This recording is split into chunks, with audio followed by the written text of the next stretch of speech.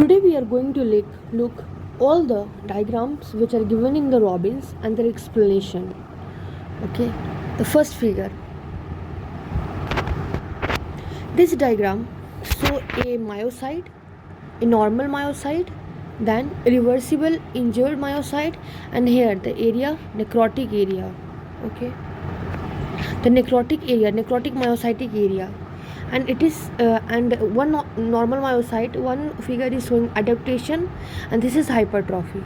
Okay, and this figure in when we've taken a transverse section of heart, the heart section has been stained with triphenyl. Here it is written triphenyl tetrazolium chloride.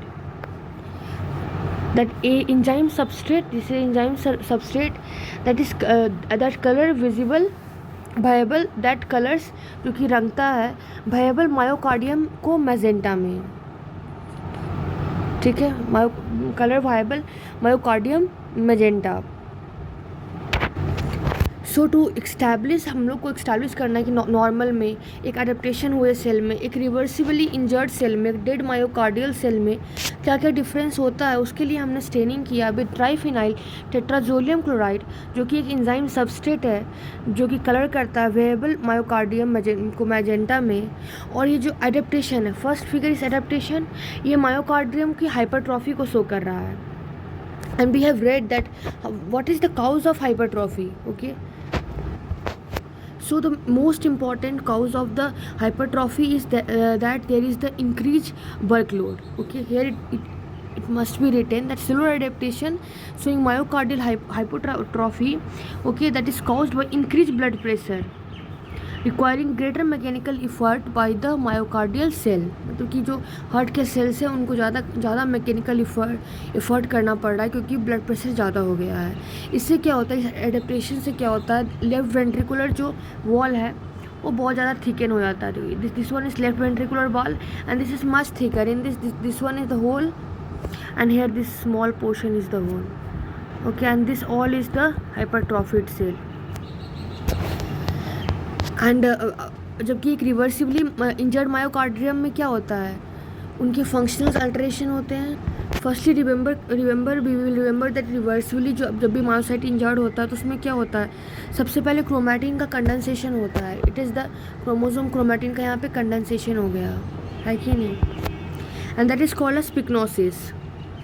It is called as pyknosis. Reversibly जो injured cell होते हैं उसमें सिर्फ पिक्नोसिस होता है. और इसमें क्या होता है, जितने भी ऑर्गेनेल्स यहाँ पे हैं सब स्वेलअप कर जाते हैं, माइटोकॉन्ड्रिया सब माइटोकॉन्ड्रिया स्वेलअप कर जाते हैं. ठीक है, और जो एंडोप्लाज्मिक रेटिकुलम होते हैं उनमें से राइबोसोम जो होते हैं वो डिटैच हो जाते हैं, तो प्रोटीन सिंथेसिस कम हो जाता है. तो हमारे बॉडी में क्या होता है, जितने भी ट्राइग्लिसराइड्स हैं वो टूटने लगते हैं और फ्री फैटी एसिड बना देते हैं. तो जब फ्री फैटी एसिड बनेगा तो there will be fatty acids in that tissue. So here it is fatty changes, fat everywhere is the fat. Okay, then जब here it is also irreversibly injured myocardium, there are functional alteration usually without any gross or microscopic changes, but sometime मतलब कोई उतना भी gross या microscopic changes उतना नहीं होते हैं, बट माइक्रोस्कोपिक चेंजेस होते हैं ना, ऐसे पिक्नोसिस हो गया, ठीक है ना, और थोड़ा सेल स्वेल्ड अप रहते हैं, बट लिख रखा यूजली विदाउट एनी ग्रॉस और माइक्रोस्कोपिक चेंजेस. लेकिन साइटोप्लाज्मिक चेंजेस आपको होते हैं, जैसे सेलुलर स्वेल कर जाता है, ठीक है ना, और स्वेलिंग करने के बाद मैं बताएं ईआर आना, ईआर का राइबोसोम से डिटैचमेंट होना, देन फैटी एसिड लिबरेट करना, तो पूरा का पूरा सेल्स फैटी हो जाएगा. तो वही है cellular swelling and fat accumulation. उसके बाद है नीचे नेक्रोसिस.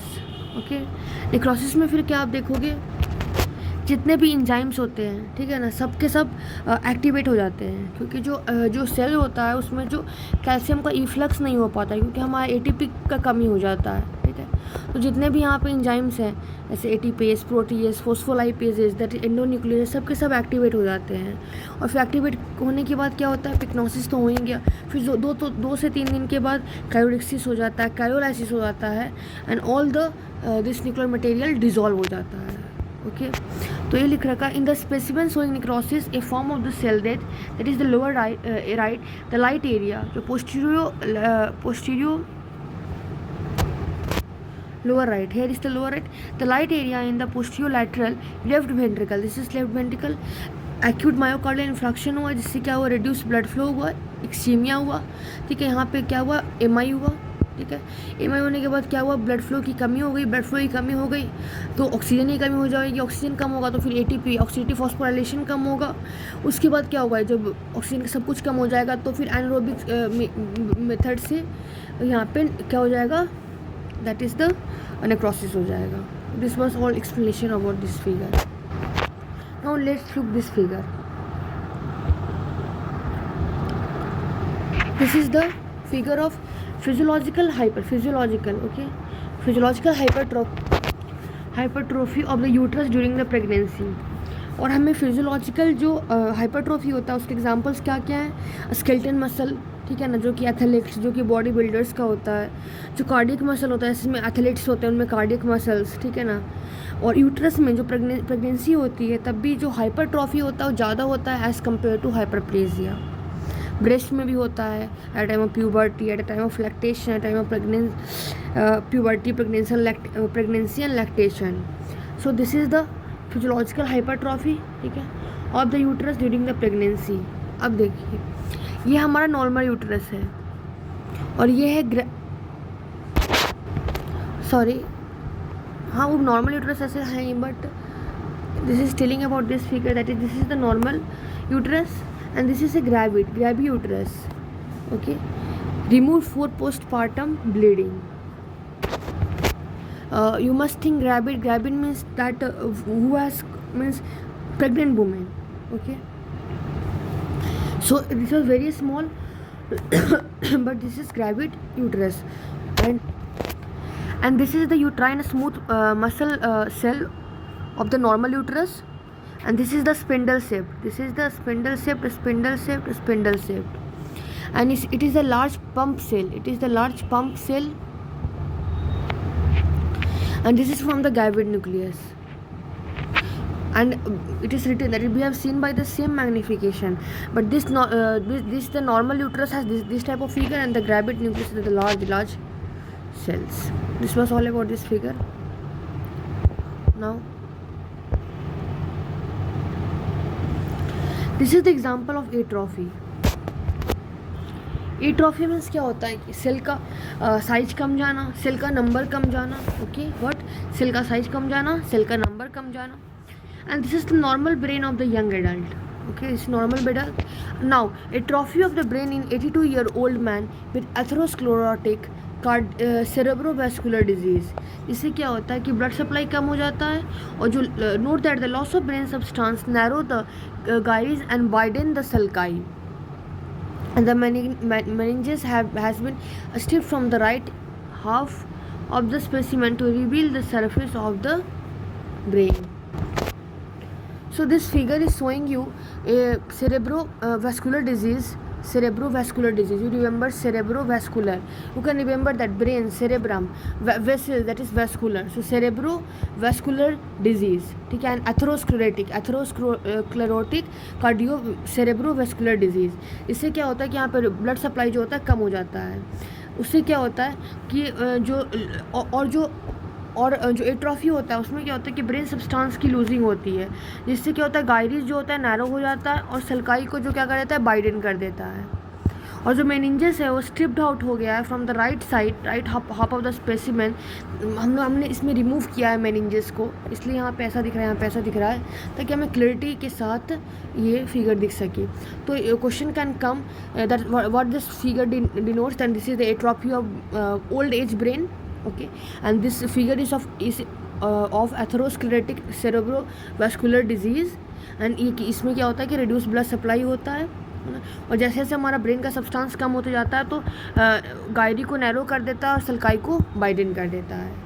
और एट्रॉफी बहुत सारे कंडीशन में होंगे, कुछ फिजियोलॉजिकल कंडीशन होते हैं और कुछ पैथोलॉजिकल कंडीशन होते हैं। फिजियोलॉजिकल कंडीशन जैसे कि इसमें हो जाएगा इंडोक्राइन अगर किसी में स्टिमुलेशन कम हो रहा है, तब मेनोपॉज में क्या होता है, ब्रेस्ट का साइज कम हो जाना, यूट्रस का साइज कम हो जाना। पैथोलॉजिकल में क्या होता है, अगर हमने वर्कलोड कम कर दिया, यहाँ से फ्रैक्चर हो जाता है, तो this is due to tissue atrophy. Okay, denervation atrophy, कि जब कोई नर्व को पहुँच ही नहीं रहा है, कोई मसल को नर्व जब पहुँच ही नहीं रहा है, then that muscle will, nerve अगर सप्लाई करना बंद कर दिया है, then that muscle will denervated, go in atrophy. Okay, and there were more. You can visit my further videos to look more about atrophy. Now this diagram is of metaplasia of columnar to squamous epithelium. Okay, look, this was normal columnar epithelium, columnar, but क्या हुआ कि जो columnar है उसके नीचे में जो है स्क्वैमस सेल्स आ गया, एंड दिस इज कॉल्ड, जो मेटाप्लेसिया हो गया क्या, कॉलमनर सेल का टू स्क्वैमस एपिथेलियम। ठीक है, this is also saying, look, this one is all the columnar epithelium,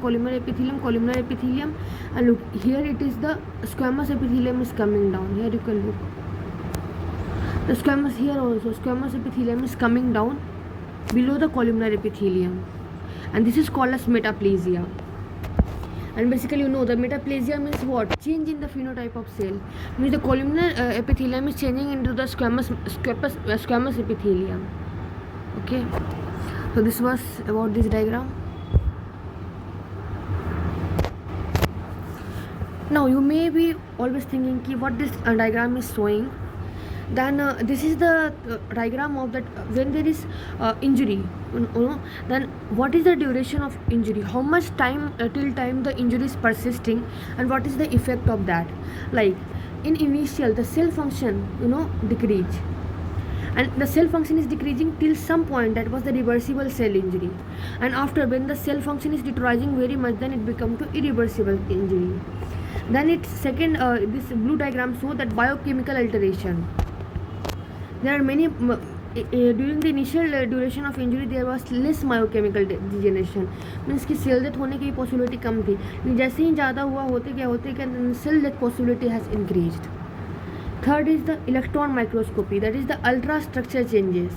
okay, this is the electron microscopic changes, मतलब कि उसके बाद हमें इलेक्ट्रॉन माइक्रोस्कोपी में विजुअल हो जाएगा. पहले सेल डेथ हो गया, देन जब सेल डेथ होना स्टार्ट हो जाता है, then we start seeing the changes in the electron microscopy. Ultra changes means electron microscopy. Then we can see by the light microscopy. Okay, then we can see by our own by own eyes. That is called gross morphological changes. After that, now this is the diagram which is showing you the morphological changes that occur in cell injury and culminating in the necrosis में और apoptosis में क्या क्या होता है. ये normal cell है, reversible injury हुआ, ठीक है ना, तो इसमें क्या क्या हुआ, इसके अंदर माइलिन फिगर्स बन गया, ठीक है ना, ईयर स्वेल हो गया, माइटोकॉन्ड्रिया भी स्वेल हो गया, and there is formation of this membrane blebs. अब इंजरी बढ़ते गया and after the progressive injury क्या हुआ कि और नेक्रोसिस उसने ला दिया. ठीक है, इसमें क्या होता है, माइलिन फिगर्स आपको दिख रहा है, ठीक है, जितने प्लाज्मा मेम्ब्रेन है सब टूट के मतलब गिरने लगे, इसका भी, ईआर का भी, mitochondria, nucleus, everything is leaking out and the content is leaking out, and there is amorphous density present formation occur in the mitochondria. Means की एमॉर्फस डेंसिटी मतलब कि जो लिपिड और प्रोटीन से बने हुए हैं और उनके पास कैपेसिटी है कि कैल्शियम प्लस को एक्यूमुलेट कर सकें. This is called as amorphous density. After when we look in apoptosis, that is normal cell, ठीक है, उसमें कंडेंसेशन का क्रोमैटिन है क्या हुआ, कंडेंसेशन हो गया, मेम्ब्रेन ब्लेब्स बन गए, इसमें मेम्ब्रेन ब्लेब्स बनते और टूट के गिर जाते हैं. जब तक कि 90% ऑफ द सेल्स नहीं गिरेगा, मतलब अगर 90% ऑफ सेल्स पूरा का पूरा टूट के गिर गया, then this cell will also undergo through apoptosis हो जाता है. ठीक है, फिर सेलुलर फ्रेगमेंटेशन हुआ, अलग अलग एपोप्टोटिक बॉडीज़ बन गए. अब क्या हुआ, जो एपोप्टोटिक बॉडी है इसकी फैगोसाइटोसिस हो जाती है और उसके फ्रेगमेंट्स को सबको फैगोसाइट्स क्या कर लेते हैं, उनको फैगोसाइटोसिस कर लेते हैं. ठीक है, this was the diagram telling you. After that, this is the diagram which is showing you the morphological changes occurring in the reversible cell injury and the necrosis. ठीक है, रिवर्सिबल सेल इंजरी में क्या होता है और necrosis में क्या होता है. सबसे पहले क्या है, किडनी ट्यूब्यूल्स है जिसमें वेबल मतलब इपिथेलियम सेल जिंदा अच्छे से है. उसके बाद इसमें क्या है, early, that is the reversible ischemic injury है. रिवर्सिबल अभी दिखा रहा है, इसमें क्या है, सरफेस ब्लेब्स बने हुए हैं. ठीक है, क्योंकि जब रिवर्सिबल इंजरी होता है तो उसमें ब्लेब्सी बनते हैं लोग, blebs is blebs formation occurring in them and इनकी इंक्रीज यूजनोफिलिया ऑफ साइटोप्लाज्म, क्योंकि क्या होता है बहुत सारे प्रोटीन एक्यूमुलेट कर जाते हैं, दैट्स वाई इट इज बहुत ज़्यादा ब्लूइश दिख रहा है, because that is the increased eosinophilia of cytoplasm due to protein accumulation, due to the loss of cytoplasmic RNA. Okay, और जो कि क्योंकि वो ब्लू डाई से बाइंड करता है तो उसका लॉस होता है इसके कारण, ठीक है, और स्वेलिंग भी हो जाता है. Swelling is occurred, look you have know this much, पहले कितने से बॉर्डर्स दिख रहे थे, अब सब स्वेल्ड अप सेल हो गए हैं.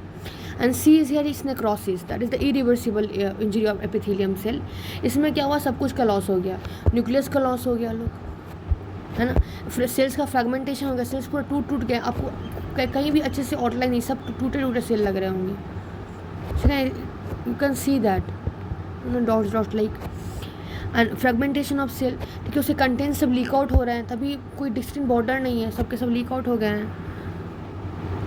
So this was normal, this was the reversible injury, this is the necrotic. You should remember because it can come in your entrance examination or practical examination.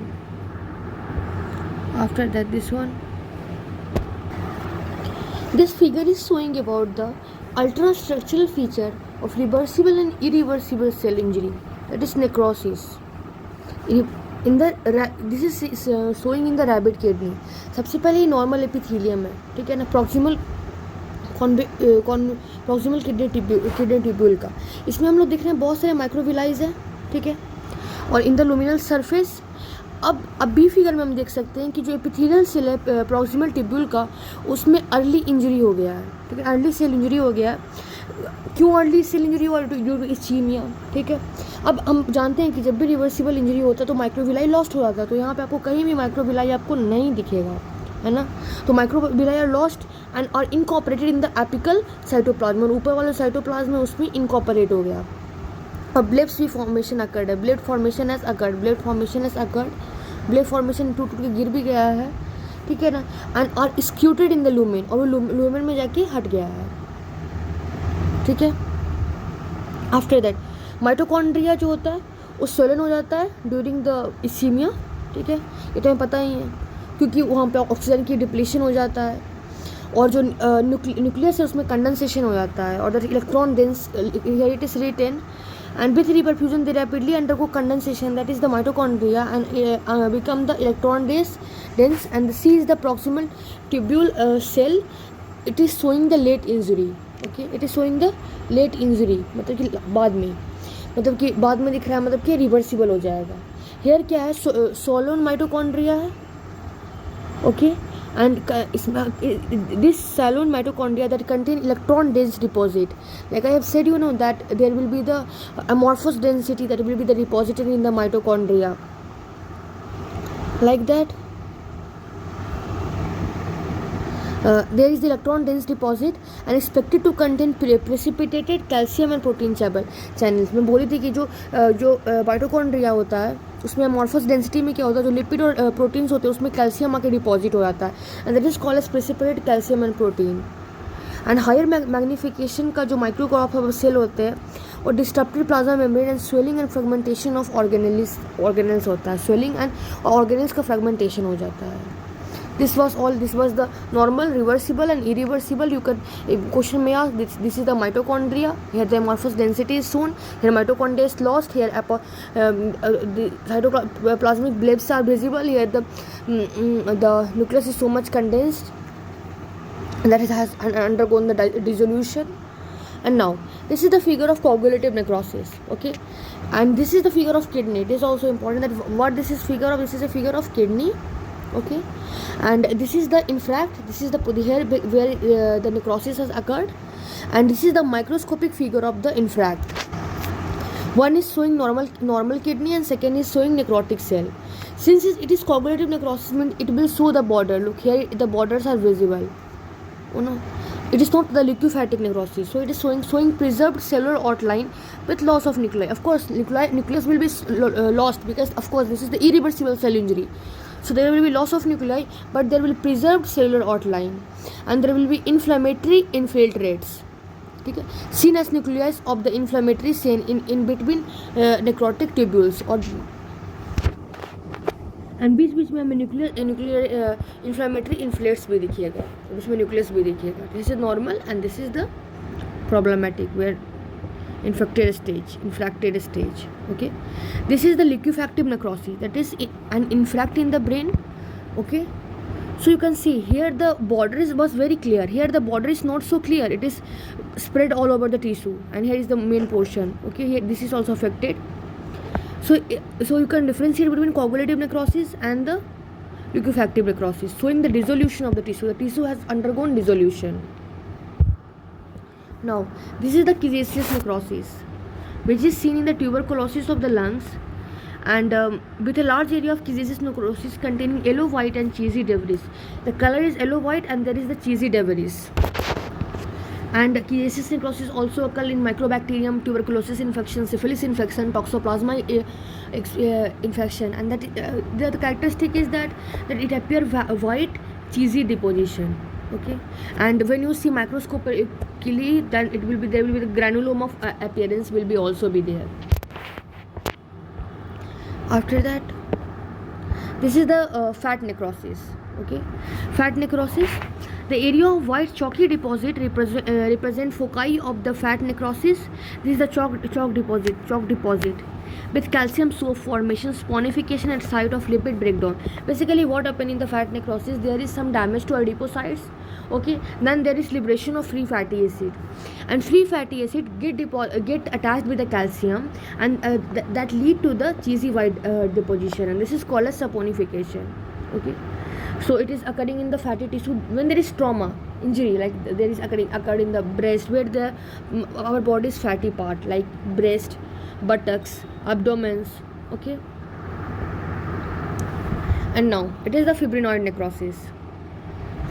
Fibrinoid necrosis in the artery. The ball of the artery shows a circumferential bright pink area of necrosis with inflammation. What happens in basically fibrinoid necrosis means the necrosis here will appear as fibrin type. Okay, now fibrin like when there is damage to blood vessel.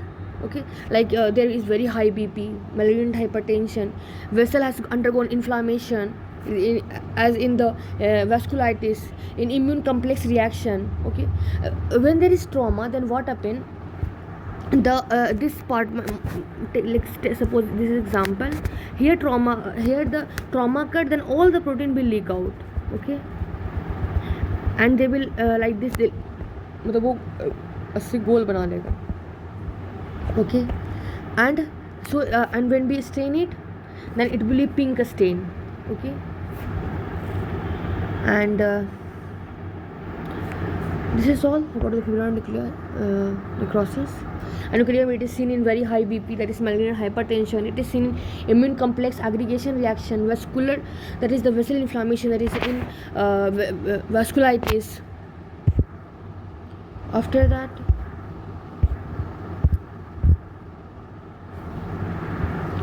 this is the example of apoptosis.